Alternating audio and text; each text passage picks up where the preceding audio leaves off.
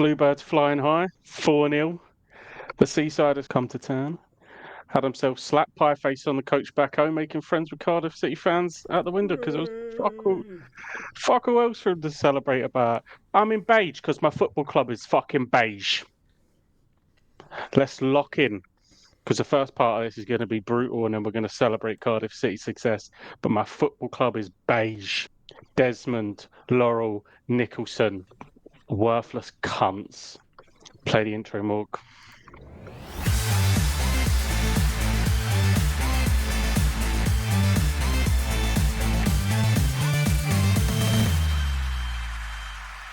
Hello, ladies and gents, and welcome back to the Football Boo Podcast, episode 5 of season 5. My name is Fennan, and joining alongside me tonight, a man who, how can I describe him for tonight? To say that he is carrying ammunition and is going to be firing shots tonight, complete understatement. We're going back in time to 2009. This is going to be a tribute to Modern Warfare 2 Ground War. There's going to be fucking Harriers, Predator missiles, Pavlos, AC-130s, and if you're really lucky, we'll get a tactical nuke at the end of it, delivered by this man himself, Mayhem. How are you doing, my friend? I would, do you know what, mate? I would like to say that I am shocked by proceedings, but we're not. This happens every single window. Every single window we're fed the same bullshit about signing players and the ability to sign players and how much of an impact Champions League football has and all this bullshit.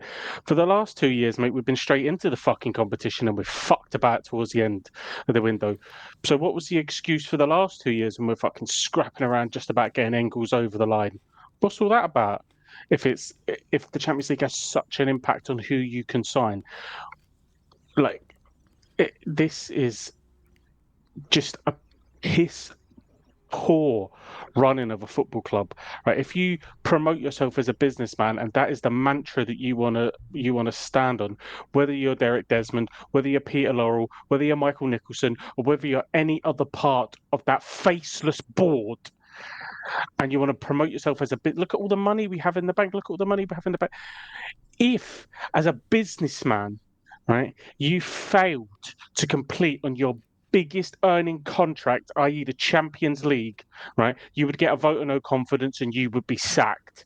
If as a businessman you had failed, right, in what must be one of your top priorities to engage your consumers, to bring in the people that ultimately pay for the fucking football club, right, in your customers, right, and you have failed to do that time, you would get a vote of no confidence and you'd be out the door.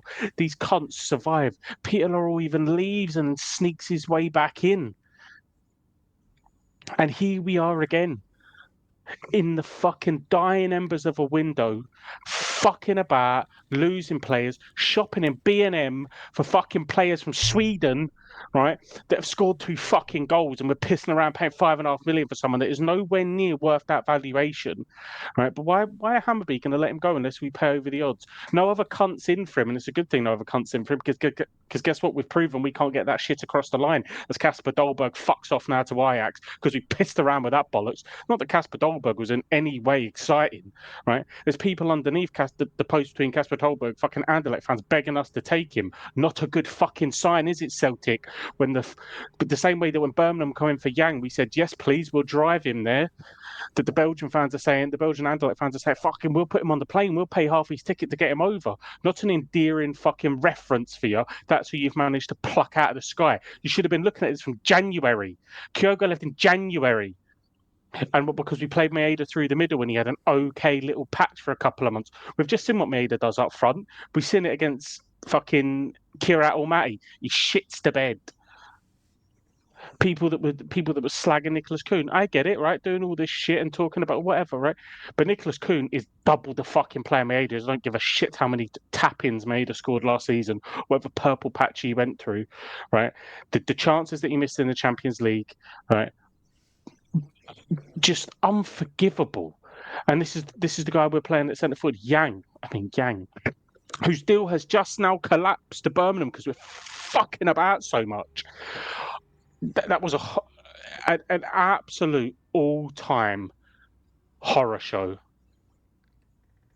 I'm stealing that from 20-minute Tim's. Apologies, but I don't think there's any other way that it was summed up perfectly.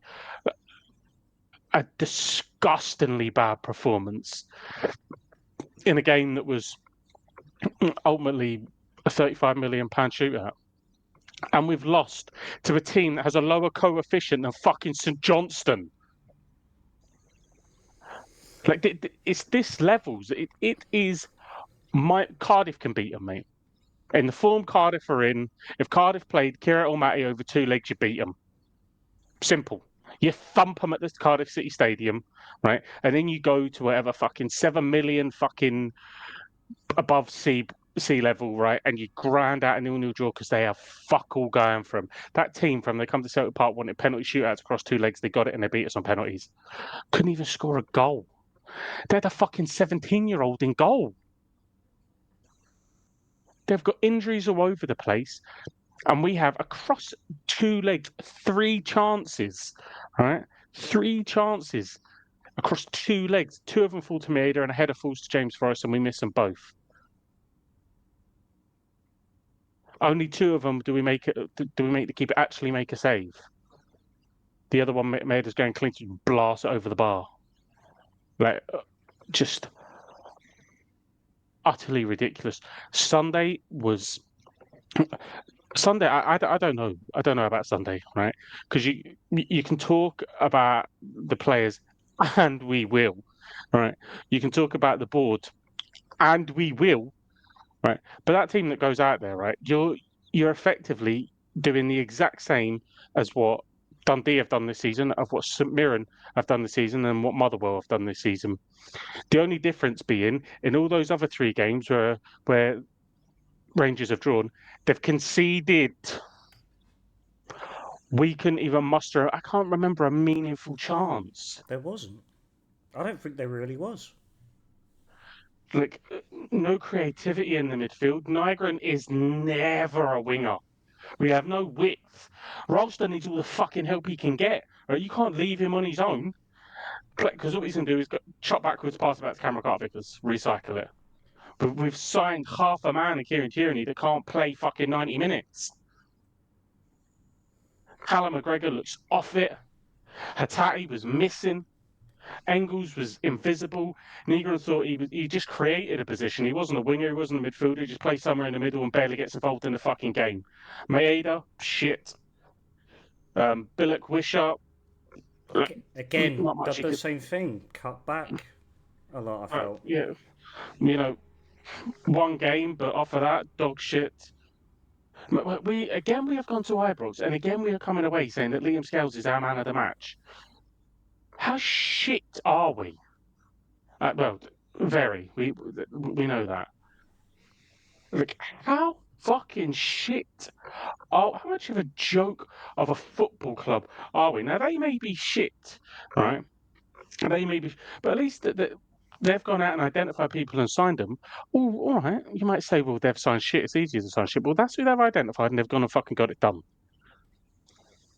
Now we've identified Kasper Dolberg, which again, I mean, if you think that is a massive upgrade on Adam Eder, you just haven't watched world football. No. All right, but it's a fresh start. Adam gets to leave. Clearly, the jersey's way too heavy on him. It hasn't worked. That's unfortunate. I'll forever hold him in my heart for winning us the league in the Scottish Cup final. I'll always have a soft spot for him, but clearly it's not working. Right? It's not. I mean, it's not long before that deal falls apart, him going to Swansea, because we're not fucking signing anybody. So, it's in amongst all this, like, you've identified him. We're hearing the rumours days ago. We're hearing that there's a fee agreed, and then we're low ball bidding them. Yeah. And they've had to think about it, and then Ajax have just come in and said, oh, "Fucking, we'll take him then." Like, what are we doing? What the fuck are we doing? Why the fuck are we lowballing, right, for a player that, while he may be uninspiring, at least has some kind of European level football experience, and then paying 5.5 million for someone from fucking Sweden. Third offer as well. Like, just move on. Where's our academy? Because I guarantee you, we've got wingers there must be someone in the academy that's as good as this cunt, right? And we've paid 5.5 million. Look, where are we shopping? How desperate? This is what happens when you fuck about to the end. Heads need to roll for this. This should be the end of Nicholson, and it should be the end of Laurel. But Desmond's never going to fucking sell, right? But this should spell the end for him. Should be gone. The board should be ripped up and start again, because whoever is in charge of day-to-day running of that football club has failed for us to qualify for the Champions League, has failed to replace the players that we have sold, has failed to deliver a squad that the fans deserve. Right, season ticket prices up again. Do you want to come and pay 30 quid for a fucking Champions League qualifier that we are going to absolutely fucking tank?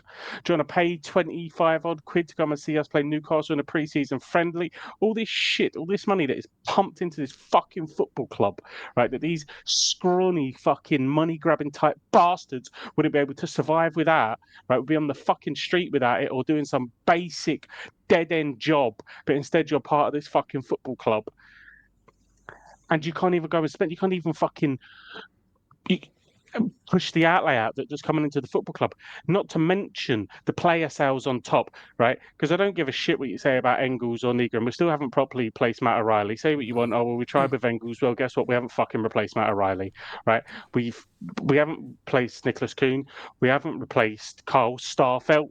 Right, we haven't fucking replaced Kyogo. Just time after time, right? Sell a player and don't really replace him. Hope this £1.5 million bullshit works out time after time.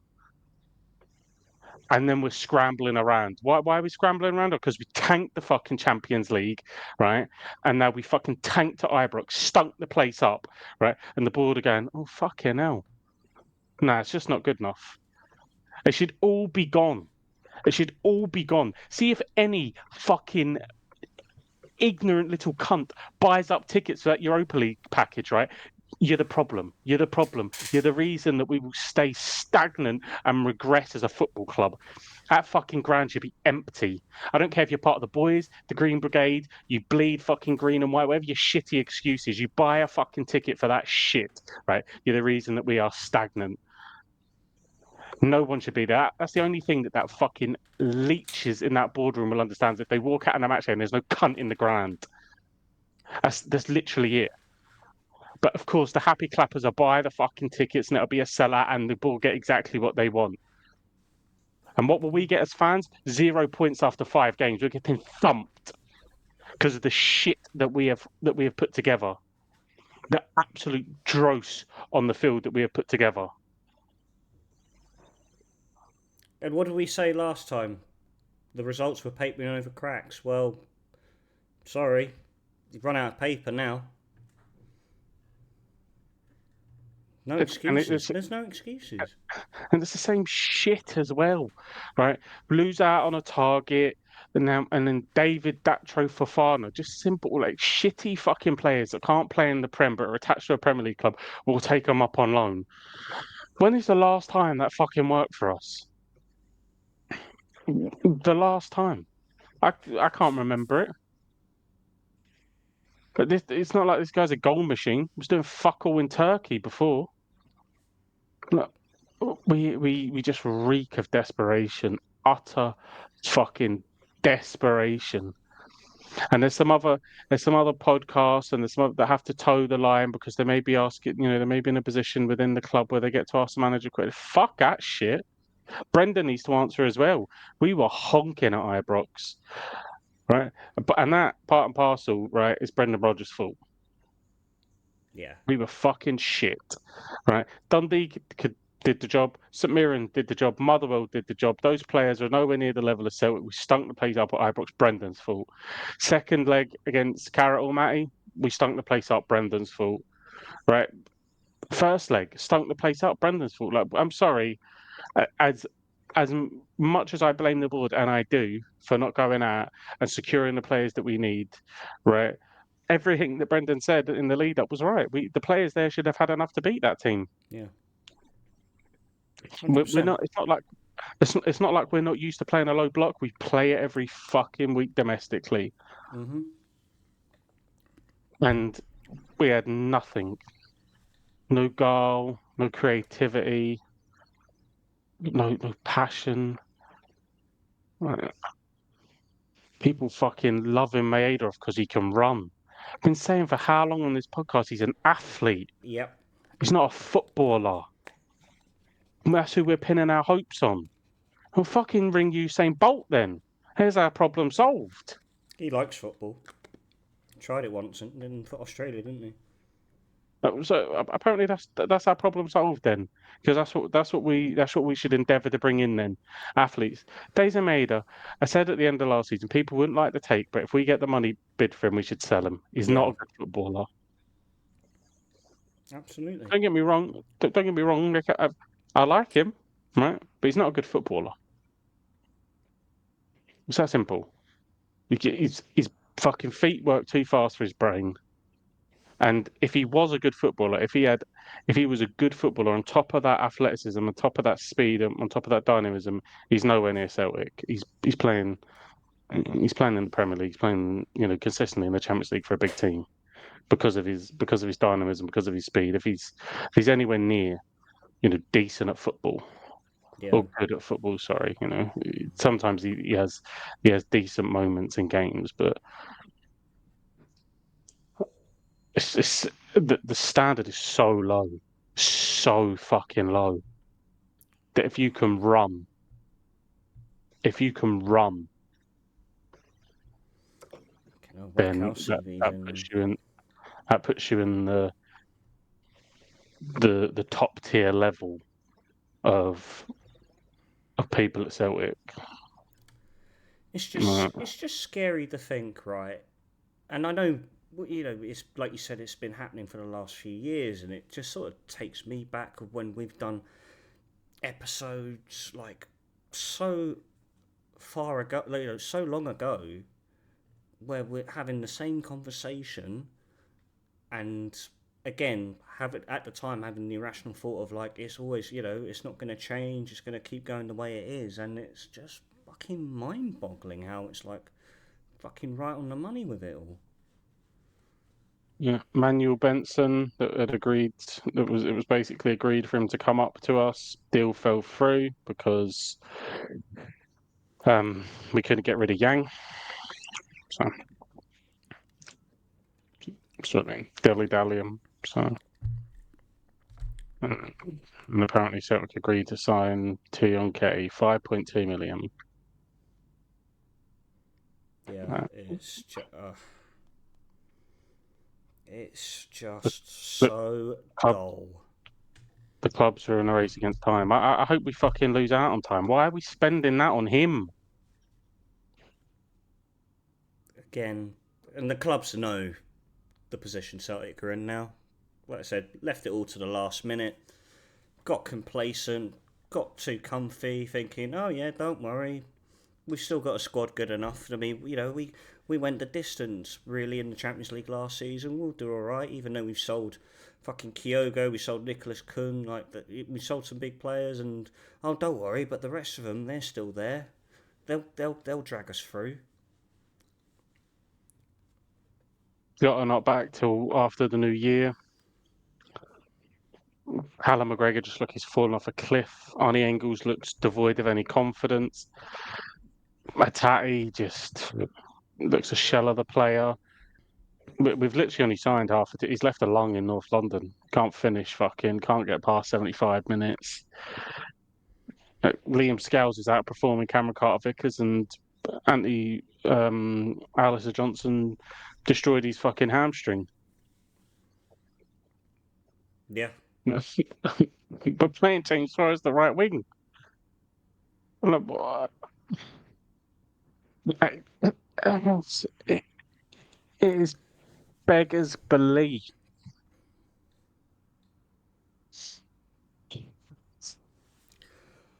It is actually unbelievable, and I don't know what more I can add, man. But I don't know what more. You know, you've just hit everything on the head. It's like you can't draw positives from this situation Celtic are in right now. You we're just can't. watching Dundee United snap up players, watching Aberdeen snap up players. Yep, Again, just seen Rangers here. snap up Yep, players. close to agreeing a deal for Millwall striker Kevin Nisbet. Someone, Identifying the target and yeah, going to get him. And so penny pinching all the time. Penny pinching. Why didn't we get John McGinn penny pinching? And why are we fucking about with such minimal? And the cunt next door is drilling. Are you serious? This day. Um. Oh, mate, I am so devoid of any sort of affinity towards my club. It is. I'm attached to nobody at that football club. Like it is. It's beginning to feel a lot like the COVID season. yeah. Like that's where it's going towards. Uh,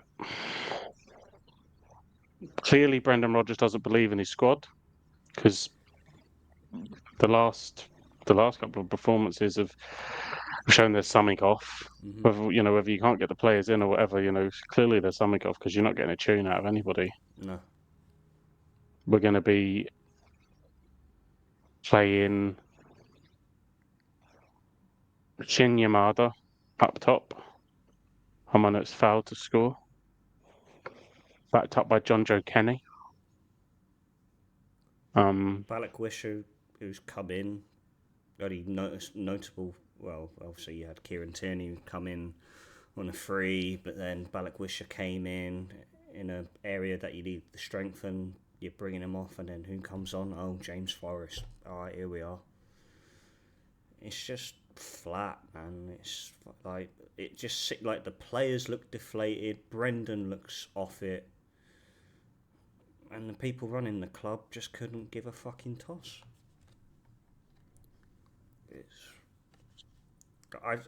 Yeah. Just can't believe. We've sat here multiple times and have said business has got to be done quickly and needs to be done accordingly, and they've got to identify their targets and fucking execute them. And no, We've had since January to identify a striker. yeah, and now We've had since January to get in and have talks. If Kasper Dolberg was your number one, which he clearly fucking wasn't, nah. right? You've had from January to get in and have those conversations, and we are fucking about with hours left in the day. Like For Sebastian Tion Kete. Like if you do that business earlier on, you're signing for 2 million. yeah, And guess it's got Marco Tilio vibes all over it. Albion a Yeti all over it. Just someone we will never recoup the money on. yeah. And will appear maybe a handful of times, and then Brendan will say he's shit. And he will just evaporate from the squad, and we'll be back to playing James Forrest. Or trying to fucking sit Negrin playing right wing that he can't play. Like he just cannot play. Just He's not feels the like they right put him winger. right wing because he scored a brace the other week.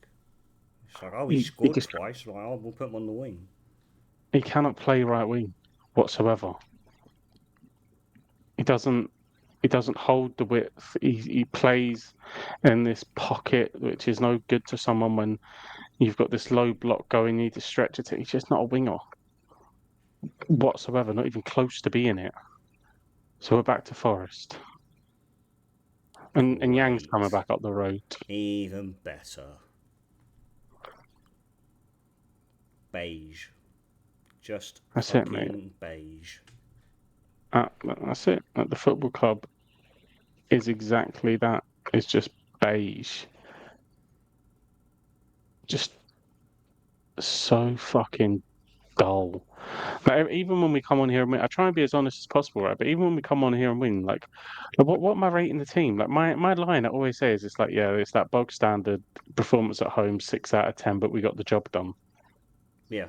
How fucking dull. This is Brendan it. can fuck off and all, to be honest. He can fuck off and all. Right. I'm done with the Gucci belt shaggers that love him. Like, he can fuck off and all. Away the forest, away you go, mate. Sneak out the back door again. You can fuck off. The board can fuck off. The managers can fuck off. Which, if Peter Laurel and Michael Nicholson, right? This should be their last day connected to this football club. Yeah. End of story.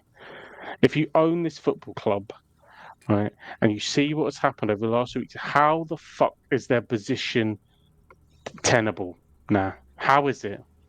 There's going to be a toxic atmosphere every time they're at the ground in a home game because they've failed to deliver. Just get them out the door. Get them gone. What use are they? They're fucking no use. They don't get any shit done.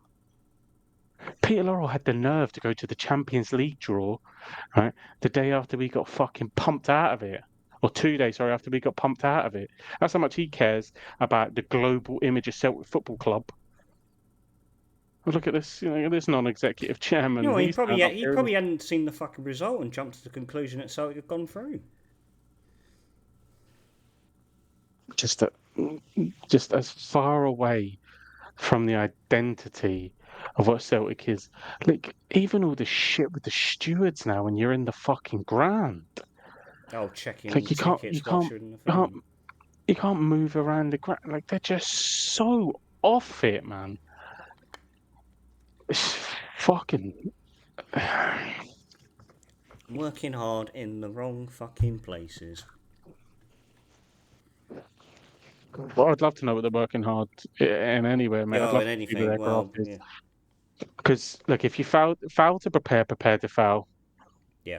Right, and it's as simple as that. And then what was your oh shit, we've got to act now plan? Oh, I know. Try and go and get some fucking shitty player from the Prem on loan and hope it works. So now David Datro Fofana, but that's going to collapse. Yeah. Yeah, definitely And will.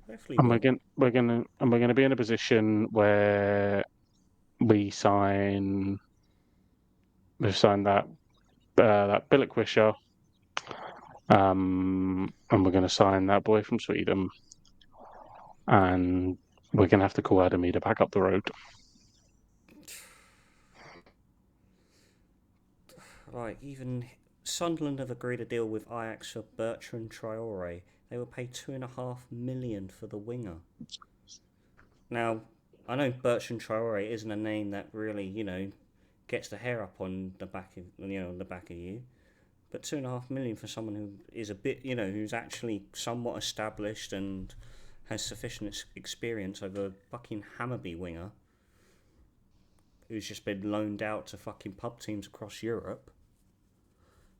So I mean, it's just the fucking thought process of actually doing business. There is none. What is so if Yang isn't your guy, right, and you want to bring in Manuel Benson from Burnley, if that's who you've identified, why does our deal fall through because we can't get rid of Yang? It makes no sense. Look, if this is who you've identified, why does that fall through? That some fucking questions need answered, man. Yeah. Questions need fucking answered, right? And heads need to roll. I'm sorry, like the storyline that should read front page of the papers tomorrow, Tuesday, is Celtic sackboard. Like there should be an ultimatum here, right? Yeah. If you don't get in, right, the appropriate players by 11 o'clock, right? At which point I just want to know that I will say sorry to absolutely fucking nobody because you've dicked around this long with it, right? So even if you get the players in, right, if you manage to scrape it over the barrel, right, and you sign a fucking gluttony of players in the last couple of hours, which you will not, but even if you do, right, that's it. That's a leaving present. You're done, right? The way you've planned, the way you've executed, below par. No one believes in you anymore. No one believes in you. No one has any faith in you to run this club, right? You've got away with this shit for far too long. That should be it. See you later. Bye. Right? Go and enjoy your heated driveway and all the fucking money you've made off of us, and never step foot back in that stadium ever again. Which they won't, because unless they're employed by the club, they don't give a shit about it. Right? And what they care about is the bank balance. That's it. So if they're not employed by the club, they no longer care about the bank balance. They would be nowhere near this football club. It is as simple as that. They shouldn't even be allowed in the fucking stadium. They should be banned. They have the cheek to ban the Green Brigade, right, for fucking causing trouble and bringing the club into disrepute. And if they wave Palestine flags, then that puts across the wrong image to the football. You put across the wrong image to the footballing world for Celtic Football Club. Yeah. That's what you do. You make us a laughing stock, an absolute fucking laughing stock. Nobody wants to come to us. Why? Because we're a fucking laughing stock. Further fucking enhanced by the fact that we got knocked out of the Champions League by the Kazakhstan champions on last week, and then go to Ibrox and that's the glamour game of Scottish football. Right? That's the game that people tune in for. And if you had no affinity to that game, you turn it off after 20 minutes. Yeah. You turn it off after 20 minutes. It was awful. Fucking awful. Anthony Ralston, go back and watch that game. Do a shot every time he passes the ball back. He'll be fucking blocked by half time. We've got wingers. We've got one person playing right wing, Negron, that doesn't know how to play the position because he's never in position. He's in field all the time, never goes wide. Mm-hmm. And then we've got the new boy that's come telling us he's ready to go for Sunday, but he wasn't ready to take anybody on. Maeda that just ran about a bit. The fuck or else. Showed off being an athlete, really. I think he bit his tongue at one point because he started bleeding from his mouth, and that was it, really. I think he got an elbow in the face, but again, right, in the last two games, we have been held to a draw. Ultimately, in the Champions League, knocked out and held to a draw there because a team worked harder than us, and that shit's just unforgivable. Yeah, the shit is just utterly unforgivable. We're a disgrace, mate. We're a fucking disgrace. And I hope, right? And I don't know how it would happen, but I somehow fucking hope, right, that this reaches the ears of the hierarchy at Celtic, and yous are a joke, right? Put aside the fact of what you've done is disgusting, it's incompetent, you've neglected the football club. You are a joke. If you don't believe me, leave your position at Celtic and see how many other fucking football clubs offer you a job, right? Prove me wrong, Peter Laurel. Prove me wrong, Michael Nicholson. Leave your post and see how many people are queuing up to give you a job, mate. You're a laughing stock. You would be chronically unemployed if you left your position, and you probably don't ever need to work again. You've earned that much money off of us, but you'd be chronically unemployed. You are shit at your job. You've failed to deliver time and time again. You've neglected this football club to the point that we are in, and you've done it before. Again, with the lack of investment, we should have been light years ahead, right? And under Ronnie Dyler, you failed to invest properly. You failed to move us those light years ahead. So when they got back into the league, they could become competitive. Right. We then again failed after Brendan Rodgers left to employ another manager of the ilk of Brendan Rodgers to take us on to secure at 10 in a row. We went with Neil Lennon. That fucked up. And then we didn't back Ange Postecoglou. He went to Tottenham. We brought Brendan back. And we must have promised him it was going to be different, and we've lied to him, right? But this seems to be the same pattern. Right? Every 3 years, no matter what football club Brendan Rodgers is at, it goes stale. It's like an And that's what we abusive are. boyfriend thing, isn't it? I've changed. We're beige. We're stale. We may still win the league.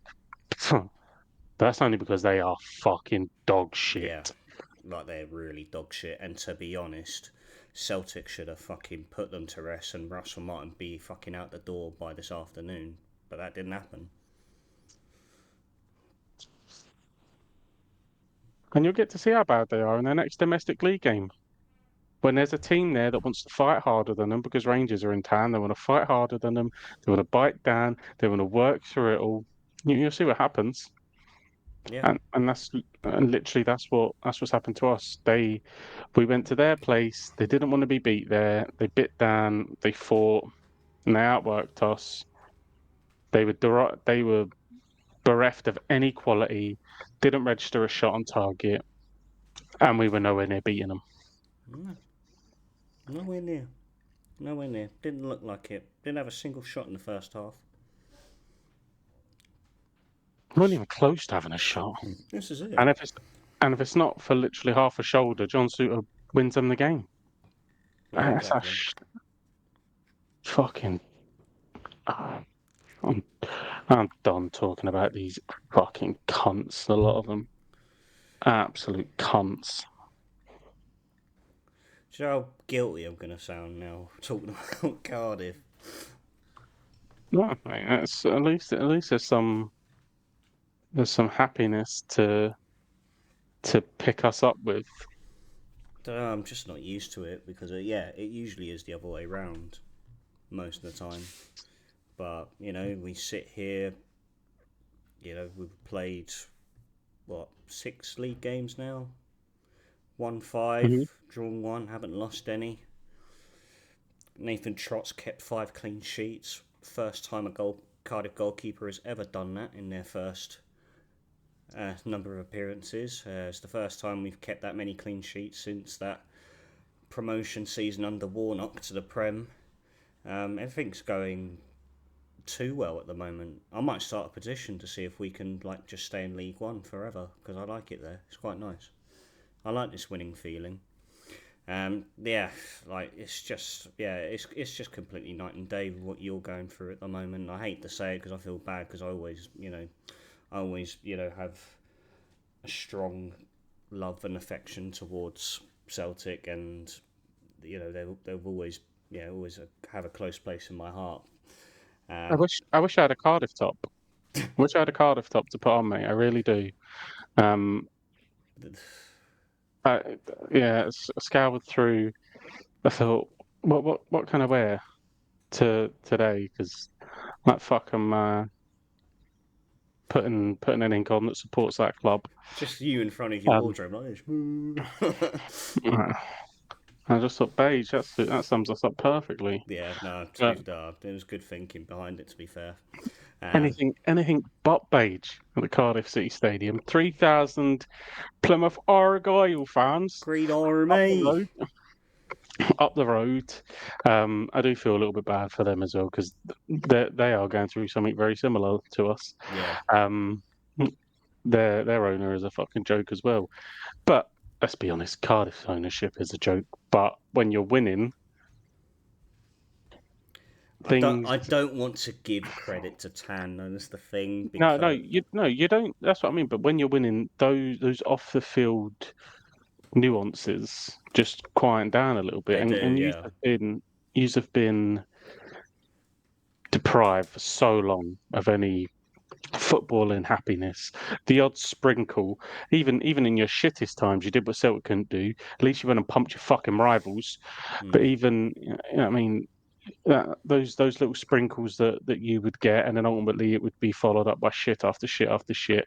And there was a worry. Obviously, a really great opening day, Port Vale, and we kind of went, oh fuck, Yeah, oh. we weren't great in But that game then, at all. but then away wins, especially away at Luton, Yeah. Oh, um, like just grinding out great results on the road is a hallmark yeah. of a team that is got his sights set on a promotion season. And then one of obviously they've started really poorly, but definitely one of the bigger fishes in the league in terms of Plymouth come to town. Well supported, fair play to them as well, because 3,000 fans going down to Cardiff when your club's in that state. Fair play to you. Yeah. Um, and yeah, 2 in 2 minutes at the end of the first half that set you up on easy street and ran out comfortable 4-0 winners. Well, to any Plymouth fans listening, especially Pie Face, at least it wasn't 5 this time. You know, Yeah, true. like it should have been more than fucking 5. That's for sure. Oh, the chances we had, man. Like honestly, we should have pumped them more than what we did. But yeah, no, we're absolutely soaring through this league at the moment. I've got to give credit to Brian Barry Murphy of him putting his faith into the youngsters in the academy, and of course props to Darren Purse who obviously helped them develop and progress in the under-21s to get them into the position they're in right now. And then when it comes down to transfers, Brian Barry Murphy came out and said that he doesn't want to go splashing the cash. He doesn't want to be buying needless names for the sake of it. He doesn't want to derail any progress or development with the youngsters who have been given their opportunity to prove themselves in League One and first team football. And that's what he's done. Like we had a goalkeeping situation we needed to address. He brought in Nathan Trott on loan. I'd honestly say, bar Kapaki, I'd say he's my player of the season so far. The guy is, I call him the Great Wall of Trott because nothing's getting past him at the moment. We completed a deal on Friday, undisclosed fee for ex-Luton player Gabriel Osho, who was on the books at Auxerre in Ligue 1, and actually made 2 starts in Ligue 1 so far this season, which was quite surprising. But again, well-known name, got him on a 4-year deal. Defender who can operate at centre-back and right back if need be. So it was a really good addition, I thought. And then earlier today, and again, this one came out of nowhere, but it was something that I can't even talk. They had identified this guy and pursued interest, and we managed to get it over the line.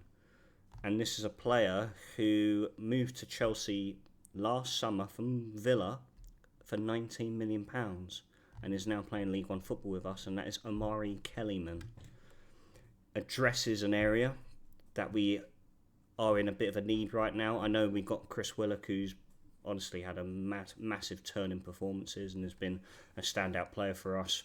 We lost Ollie Tanner after his horrific injury he suffered away at Wimbledon, which has ruled him out for 4 months. So again, we've added depth to that area that we need right now. We've addressed it. And I think, we look really good at the moment. I would have liked another left back because I feel like I feel it's gonna wear on Joel Bagan, and of course he's done incredibly well, but just to have that rotation option there would be beneficial. And I don't know if there is going to be any more business from us tonight, but I'm quite happy with the business that's been carried out so far. We were meant to play Burton on Saturday at home, but due to the number of call-ups our players got over the international break, it's been postponed. So we've got a bit of a wait now for 2 weeks. We go away to Stockport, which is going to be a very tough game. And I just hope that momentum doesn't die off within those 2 weeks, within the layoff. So fingers crossed we can return and hit the ground running as we have done continue where we left off. And yeah, honestly, like it's so invigorating to see us play football at the moment, to dictate the games and cause so many attacking threats and throw bodies on the line defensively. It's like I said, it's night and day compared to the last few years of the shit we've had to go through. And it feels weird. It feels weird, but I'm enjoying it. Really enjoying it. Yeah, long may it continue. It's a shame that we don't. Obviously, you'll be in the six counties next Saturday coming. So it's a shame that we don't get to enjoy Cardiff playing together. Unfortunately, he's have been too good, and there's too many of you been called up. So you bought that for us. Fucking all those darn Welsh boys getting called up. However, don't understand why Ruben didn't get picked though. Craig Bellamy made he decided his squad, and Cole didn't make the cut. Neither him or Joel, funny enough. And yet there's like fucking Charlie Crew getting called up, Josh Sheehan getting called up. I'm like, have you not watched this boy? And he's like, oh, it's all about consistency. I'm like, look at his fucking performances so far. And you want to talk to me about consistency? Yeah, that seems. I thought he would have been nailed on to get a call up. Yeah. But hopefully that lights more of a fire under him to keep performing the way he is. Because I'm sure if he continues this on come the next, because it's fucking pretty much an international break every fucking 2 days in this first stint of the season. Oh yeah, it's getting to that point now. Exactly. They are like every other couple of weeks. So hopefully that will, light that fire under him to continue these performances, to keep himself in the goals, and having those big saves on games. And obviously his next chance to do that is at Stockport, which will be a tough place to go. We've seen over the last couple of years that they are a very strong League One outfit. Obviously making the playoffs last year, and causing. They're no strangers to causing upset to Welsh teams. Just ask the Wrexham boys. So they'll be well up for it. And it'll be a tough. But it'll be another test to see Cardiff. Something. How long can you go on this unbeaten run for? How long can you, like I said, maintain the feel good factor? Yeah. That's been long overdue, and hopefully start to see the Cardiff season. I've been very blessed. Every time that I seem to go there, it seems to be in a moment of real triumph, and there's real happiness around the stadium. And we're obviously there in the Premier League match against Liverpool, and such a magical place when the ground is full. And everyone's on side, and the atmosphere. So hopefully we can, hopefully the crowds will start to come back, because I did think, watching the Plymouth game, like this is the best Rangers have been on for a long time. Like if he's ever going to come back, right, it's got to start to be around now. Start to feel the ground up again, and the build up before, and obviously the anthem before, and it's special. It's like spine tingling, goosebumps stuff, especially when you're in the ground. So, hopefully that can come back a little bit as people start to believe more in Brian Barry Murphy. And there must be a real connection to those players to come up through the youth system. To have been part of that academy structure. You would hope, a lot of them Cardiff fans or from in and around the area, local lads, the cliches used all the time, but understand the football club, understand the people that are on the terraces, because if not for being offered a contract, they very might well be one of them. Yeah. And I think that's extremely special to have that. And obviously when you have that and then they go out and perform, it just makes everything else in the club just seen better, and fair play. A lot of people may have walked into Cardiff and decided actually we need 4 or 5 here. Brian Barry Murphy didn't.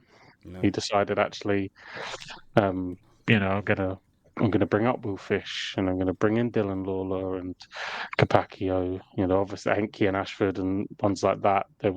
We'd already seen a bit from them, so Yeah. those were easier decisions. But he's managed to, keep Yusuf Salek at the football club, which was something that was clamoured for. He seems, at the moment, to get Talek Robertson at the football club, which is something that we're clamoured for. Yeah. And as well as bringing through some real exciting players that there's an energy about Cardiff. Yeah. That hasn't been there for a long time, and long may it continue. Hopefully, who knows where this podcast will be because of real life events. Come May, but hopefully in May, whether it's on this platform or whether it's just through a WhatsApp. But what we're talking about here is right. What does the Championship look like for Cardiff after roaring to a League One title? Absolutely, man. And like I said, I mean, I'm doing everything I can to, keep the flame of the torch going, and everything I can at the moment. And I'd love to still be here come May, and for us to, celebrate a promotion instead of a relegation for once. Yeah, well, for anyone, we're not go too deep into it because people's personal lives and that, but there will be a break. Who knows when that will be? And that will be obviously it'll be an extended break. Maybe it's in 2 weeks, maybe it's in 4, but sometime in the near future that will happen. Yeah. And stuff you'll have to find kind of what works, and then we can sit down and discuss what the future looks like post that. But hopefully in May, no matter where it is, we're celebrating a Cardiff City, and maybe I'll get a Cardiff top just in case Celtic season goes to shit. Would you buy a blue one though? Couldn't Yeah. Would you? Okay. Yeah. And I'm not, mate. That's the other side of the city, mate. That carries on with all that fucking. I can't eat food. Don't even eat green vegetables and all this kind of thing. Like, as long as it's not red, white, and blue, like the one you've got on there is fine. Yeah, this one's fine. Yeah, I think I've got like one of the retro ones I've got has got red and white. Yeah, I wouldn't wear that. Yeah, you couldn't wear that. That was a bit too. That one's a bit too blatant. So, but and just to leave off with Cardiff as well. This season's top's nice though, like with the pinstripes on it. I like it. I've been thinking I need to upgrade it because I've still got the blue one with the Premier League badges on it. I think now's time to keep with the times a little bit. Also, to leave off from the Plymouth game as well, fantastic tribute to, it was a year on after the passing of Sol Bambo, and fantastic tribute on the 14th minute with a minute's applause and his name being sung around the stadium from both ends. Was lovely to watch. A true leader, man of men for us when he represented Cardiff City, and I hope that gave a bit of comfort to his family as well. And we saw Brian Barry Murphy hold up a scarf at the Canton end with his name and face on, and it was a nice touch from the club to know that he's still in our thoughts. But as we are rapidly Adamida's gone. Adamida's gone, and of course, as you can tell, and yes, there it is. Ajax beat Celtic to Dolberg signing. As you can tell, it's deadline day today. Marco Asensio signed for Fenerbahce. I know Villa were rumoured to try and get him back. Donnarumma is almost done. Højlund to Napoli is done. That's a loan with an obligation to buy. Yusuf Shamiti has I gone thought to you were going to say Rangers. Yusuf Salek. Don't do that to me, mate. Yusuf Shamiti has Yeah. gone. Who else? Lamon's deal edges closer for Man United. Belgium keeper. I've seen someone put up a compilation of him on Twitter earlier, and he doesn't look like an upgrade at all. Anthony joins Real Betis. They completed a permanent deal for him. The player who we saw was struggling very badly at United, as have many in recent years. Got his permanent move to Betis, where he kind of re-sparked his career a little bit. And that's Burnley have signed Benfica midfielder Florentino Luis on a season-long loan. God, I remember him Football Manager a few years back. Good player. Yeah, I think everyone's just primed, ready for Yeah, and of course the Alexander Isak as well. That's the big one. and Mark Gahey as well. Yeah.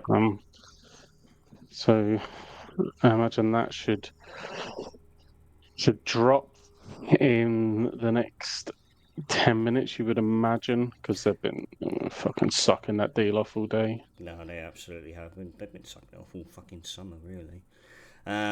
Fulham see off competition for Shakhtar winger, Brazilian, very Brazilian name, Kevin. Yeah, it looks like they're signing Harvey Elliott as well. That looks to be something that is going to get done as well. Aston Villa. Yeah. Sancho announcement soon as well for Villa. Yeah, that seems a bit mad. That's a bit of a weird one. Again, just it's kind of like you might as well just got Rashford back. But no, was there any dealings that have stood out for you in this window so far, Mayhem, that we haven't touched on at all? I think even though they're going to be prime, they're in the prime spotlight. I actually think Newcastle have done good business. I think it's kind of gone a little under the radar because obviously they're losing their main talisman. Yeah. But they brought in the boy from Stuttgart. Was it Waldemar? Wildemar, yeah, 6'6", Yeah. big boy, very big boy. And obviously Visser looks to be done. So they've got their spoilt brat after getting rid of their spoilt brat. So I think they've done good business. It looks, dare I say, that Sunderland as well. Sunderland, So the I two think, northeast they've had a clubs. good one, yeah. Yeah, I think that one's become pretty cliche. I think everybody has now said that Sunderland have done really, really good business. And obviously I think they get a was it a right back, I think? Who was RB it? Leipzig. Oh, that Geertruida. Yeah, Dutch right back. Again, they've pulled some crazy deals out this window. And there was another one as well who I just went past. I don't know if was it Sunderland that had done it. Where is he? Yeah, Brian Brobby, the Netherlands striker, has completed his medical at Sunderland, paying an initial fee of 17.3 million with 4 million add-ons. They could fuck off with that one because that's only the reason that Ajax come and of course, yeah. Makes sense. Matt O'Reilly has gone to Marseille, so good luck to him. Hopefully, he goes and tears it up out there. And one that has shocked me is how badly Bayern Munich seem to want Nicholas Jackson. I don't get that, and I think I don't know. Like Jackson's agent seems to be. I think he was more desperate than Nicholas Jackson was to get out of Chelsea to go to Bayern. Yeah, He was just like, we're going to fight this deal until the end. We're going to explore every option possible to get it done. Yeah, that was, yeah. Surely that's a bit of like quite alarming for Bayern that like, please come get Nicholas Jackson. Yeah, Kolo Muani to Tottenham as well. I think that's quite a good deal. I think they've spent okay, Tottenham. Yeah, obviously I mean, Xavi brought in. Simons, bloody hell, yeah. Yeah, Linked with Chelsea um, all summer to end up at Spurs, like. well, that's kind of the same. It was like Eze in reverse, really, wasn't it? Yeah, Tottenham maybe going in and pinching a player. But yeah, I think Paulinho's a good player. And yeah, Xavi Simons and then Kolo Muani to give that real sort of raw pace up yeah, top. yeah. Um, And, like you said, you got that stern, like proper heats up the ground, breaks up play, box to box kind of profile in Paulinho, and then you got that agile, creative Xavi Simons there as well, just to we bring should a lease of life into the side. we should go and knock the door and see if Richie wants to come up the road. He would be such a shit ass. Imagine him in a derby. I mean, yeah, he'd be brilliant, wouldn't he? He'd be quality. I don't know. He'll Um, go one way or the other. He'll be like, yeah, he'll be a proper shithouse, or he'll be like a kind of like a Morelos kind of player, gets sent off all the time. could be either or, but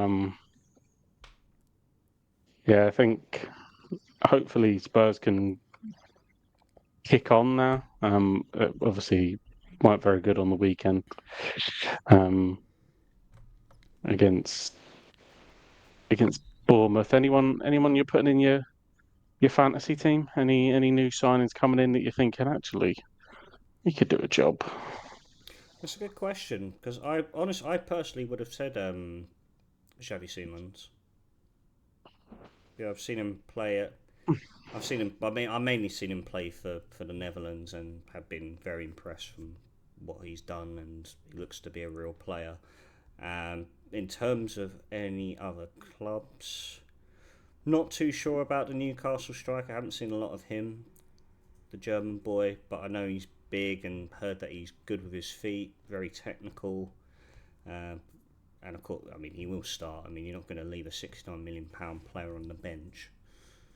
That's So, your Man United. unless you're United, I'm pretty sure half their fucking bench is full of those kind of players. So, Donnarumma to City.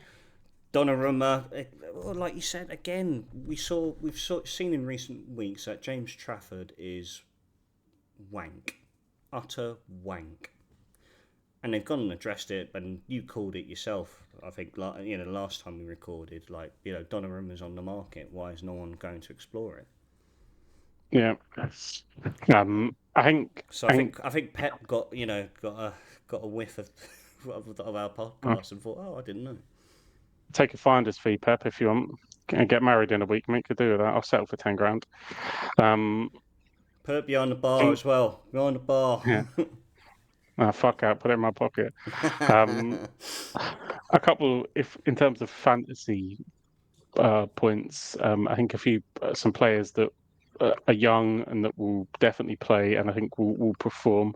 Reece Nelson going to Brentford Yeah, and Harry Wilson going to Leeds if it gets done. I think they would be they'd be nice. I think Harry Wilson and Leeds it just fits. I yeah. don't know why. I can just see him in Him and Dan James um linking up. yeah that strip and yeah I really think he'll As long as he stays fit, though, I think that's the only minor concern I'd have for him. I think he would do fantastic at Leeds. I think it's a great club. Um, Players I think he'll gel with naturally. But yeah, it's just all about him staying fit, and that's something that he just tends to struggle with in recent year or two. yeah yeah I think there's been some good moves, some people to watch out for. Unfortunately, how this always works is the window closes and you have to wait 2 weeks to see a lot of these guys Yeah, um, no, exactly. actually play. Like I think in terms of who's had the best window, I think it's flip a coin and decide who you prefer between Liverpool and Arsenal. Yeah, Um, I would probably, if as long as Isak gets over the line, and if they get Gay, I don't think it's a competition. But if they just get Isak done, then yeah, I think Liverpool just edge it. But Arsenal have certainly laid down the gauntlet as well. Yeah, no, they have. No, big time. So, yeah, I mean, how long have we got now until the window shuts? What is the time saying now? Is it closed? 2 minutes till it 2 minutes slams to go. shut. In England, like I In said, England, yeah. 11 o'clock. I have to endure this pain. I have to stay up to 11 o'clock and endure this pain to see us sign.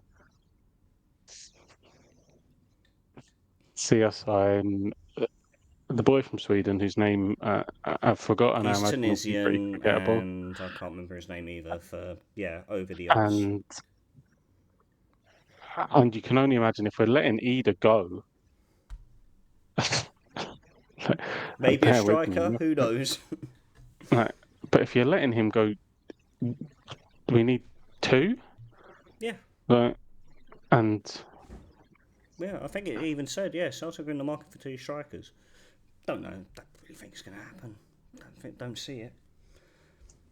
No. fucking buckle down for 10:30, and we just say to Kevin, Johnny Kenny's going to be licking his lips. Oh, first team football. Here we go. I promise you, mate. Buckle down. 10:30. Kevin Nisbet has left Aberdeen. Is en route to Glasgow. Yeah. Yeah. Well, let's see what unfolds. But I'm looking at the time now, and it is getting to the point where we're going to have to start wrapping things up. Mayhem, this has been... How are you feeling after the first 35 minutes? Like I said, I feel this is always a little kind of like therapy, and just kind of a safe space to just plunge it all out, and let it kind of just let it kind of seep out of you, and kind of look at it all with a try and look at it all like. Unfortunately, football is one of these things that we all just take a little bit too seriously, and there's a tribalism, and Celtic Football Club means so much to so many. If it didn't, then there just wouldn't be this real backlash. But getting it out and chatting it through, and also having a little bit of celebrating the start Cardiff have made has been nice. The window is officially closed in England. That yellow stamp has come up. It is closed. They are obviously waiting for the infamous deal sheets. Oh yes. Come through, which allows people to sign people as long as the documents are in. They can complete the signing up until whatever fucking time. 2 hours preceding, as long as the deal sheets need to arrive fully completed in the 2 hours preceding a transfer window closing. So in this instance, before 9 p.m. Yeah, so evening, that'll be Isak will be one of them. 100%. And Crystal Palace have signed JD Canvot from Toulouse. All right, yeah, sounds French. I don't know. I don't know who he is. But I have to wait and see. But look, thanks for tonight, Mayhem. Pleasure as always. Very close to the big day for yourself, and I know within, not quite 48 hours. It would have been 48 hours, but cheers, Sass, for fucking cancelling my flight. Getting in a little bit later, but yeah, from Wednesday night, I'll be up in the big smoke with you and the boys. Looking forward to it. Ladies and gents, thank you very much for tuning in. If you are new to the Football Booth podcast, we're available on all audio platforms, including Apple, Spotify, and Audible. If you're watching us over on YouTube, please don't forget to like, subscribe to the channel if you're new, ring that bell for notifications. Until next time, ladies and gents, I bid you all good night and the star.